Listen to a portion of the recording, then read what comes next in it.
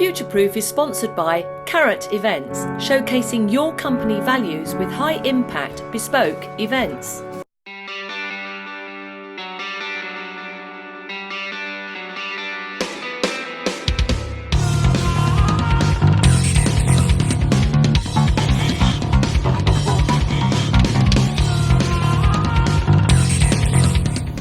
Hello and welcome to Futureproof. You're watching Sarah Hopwood, and thank you so much for joining me as I continue these series looking at future-proofing, emotional intelligence and all the things that can help us prepare and be light on our feet and agile as we look ahead to the future. This is for business owners, employees and indeed students. And sometimes, as you know, I bring people into the studio and we sit and have a chat, and they share their gems of knowledge and expertise and indeed their stories, and particularly things that have inspired them. But I also do just a show on my own where I will look at some aspect of emotional intelligence, or indeed just share some thinking or some knowledge that has inspired me.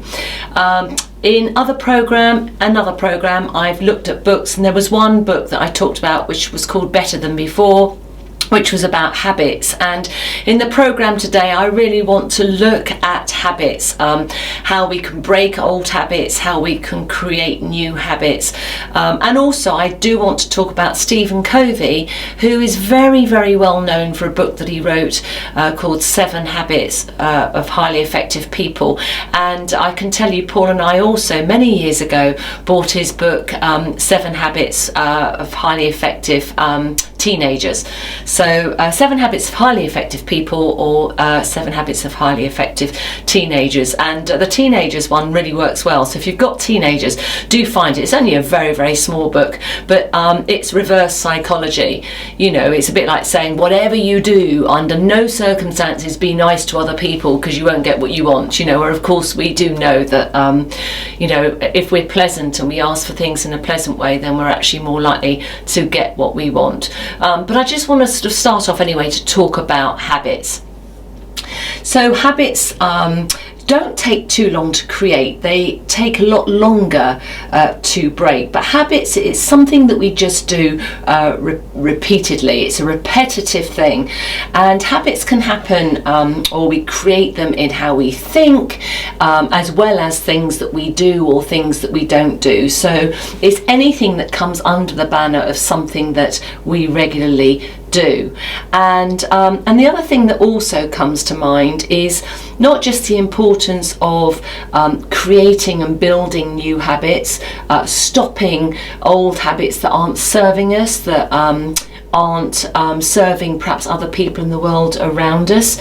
Also habits of limiting beliefs. Remember, a limiting belief is a belief that used to serve you, but it doesn't serve you anymore. But the other thing that comes to mind too is that we need to look at the habits of people that we spend our time with.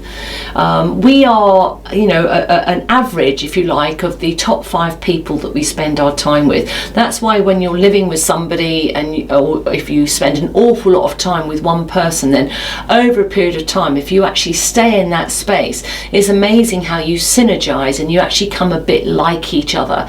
And it's because we adopt each other's habits.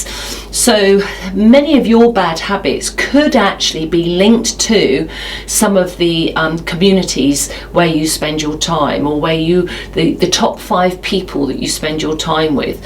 And if you don't like some of those habits, then we need to change those communities and change those influences around us, and then that will give us the space to break some old habits and actually build some new habits.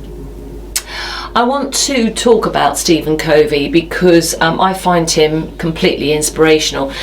It's now, if you like, old news. The book's been around a very, very long time, but I do commend it to you, and I want to talk about what he says the 7 habits are of highly effective people. And the first one he talks about is the importance of being proactive. And being proactive it is as it sounds. It's actually being on the front foot. It's actually being using our initiative. Employers very often want proactive people in the business, but don't proactively go off on your own and do your own thing, which takes you outside the boundaries perhaps of your job description, or indeed the ethics and the core values of the business. So we have to make sure that we proactively work within, if you like, the rules of the community. And so it's not a carte blanche, if you like, of go and do whatever you want to do because I'm being proactive and that's what they want me to do. We've kind of misunderstood that, if that's the case. But before now in business, I have actually said, you know, sometimes we talk too much about being proactive and forget that there is a place, there is an important place for being reactive as well. And particularly as we forge forward to build better and better relationships with our customers, with our clients, with our patients, whatever industry you are in. And we must respond. In fact, we must seek, if you like, feedback from them. Remember, feedback is never fatal. So feedback so that we can respond and we can react to what is going on. In fact, maybe the better word is respond rather than react. Although, of course, in an emergency situation, we must always make sure that we can react very, very quickly. So there is a place for it, but not a, let's say, a dominant place.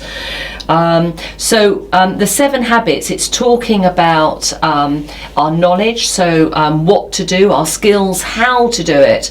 And the key thing with all of this is why, the desire, why, what are our drivers, what's our motive, what are our intentions, because very often if we don't get what we want, the end result that we want, then 9 times out of 10, if you track it back, then we can very often see that our intentions were not correct, and then we're moaning that we haven't got the right results, but actually it's because we stepped out with the wrong intentions. So the 7 habits are to be proactive, and I just think keep your head up, keep learning, embrace emotionally intelligent thinking. All the times our heads are down, feeling low or disengaged, then we could be missing little gems of things that are actually coming across our radar, but because metaphorically or actually our heads are down, we're missing these gems as they're going around out of our vision. So keep your head up and keep proactive and keep looking out, really important. Always begin with the end in mind, which to me goes back to that motive. Why are you wanting to do what you want to do? And once you've got your why, see if you can draw it. Create a picture. If you can't see it, then it means you can't draw it, and if you can't draw it, then it means that it won't happen. Put first things first. So often we start in the middle of an activity, or we start in the middle of a conversation.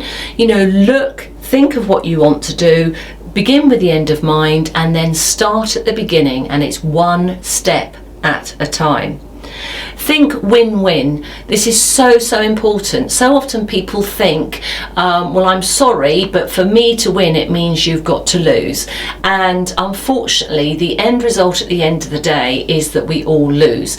So let's say there's a last big piece of cake there, which looks wonderful, but it's only one piece, and there's a queue, and there's 2 of you stood waiting for it.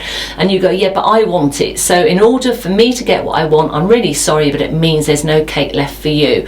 And even though you think you've won, underneath it all, subconsciously you haven't. You'll feel guilty, or there'll be something that plays around. So why not get a knife and cut it in half and just say win-win? You win, I win.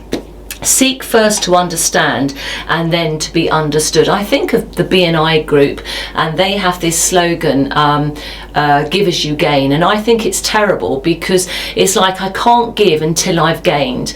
And here we should actually seek to understand before we've been understood. We should proactively be stepping out and doing it first. Offer first, propose first, give a win-win first, give a concession first, apologise first. Synergy. 2 pieces of wood are a lot stronger than 2 separate pieces on their own. So actually, if you collaborate and synergize, it's very, very powerful. And the last one, sharpen the sword. Iron on iron. Never ever worry about conflict. It could actually be healthy for you. See you in a moment. EQ, emotional quotient, is better known as emotional intelligence. It is a tangible tool that can sit alongside your services or your product, and it can be taught. Leaders with high EQ have less stress, they're more effective, and they earn more money. There's a great saying, just because we have pains, it does not give us permission to be a pain.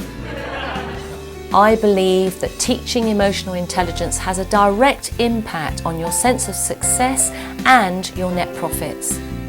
EQ will empower you and your workforce to drive the change that you want. Change brings transition. EQ can help unpack what's holding you back and speed up that period of transition.